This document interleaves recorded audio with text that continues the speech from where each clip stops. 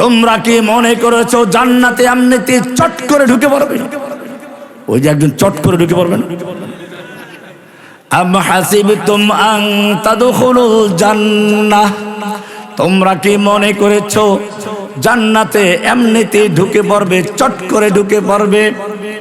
ওয়ালাম্মা ইয়াতিকুম মাসালুল লাযীনা খালাউ মিন ক্বাবলিকুম, অথচ তোমাদের কাছে আসবে না ওই সকল বিপদ আপদ মুসিবত যা এসেছিল তোমাদের আগের লোকদের প্রতি।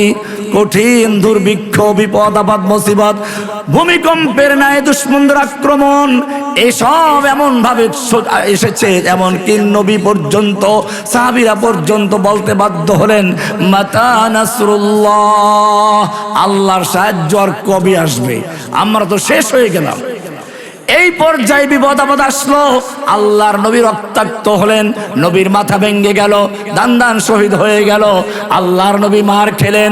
আল্লাহ বলছেন কিয়ামত পর্যন্ত যারাই নবীওয়ালা কাজ করবে, নবীর আদর্শের উপরে থাকবে, তাদেরকে মার খেতে হবে, যুদ্ধ করতে হবে, লড়াই করতে হবে।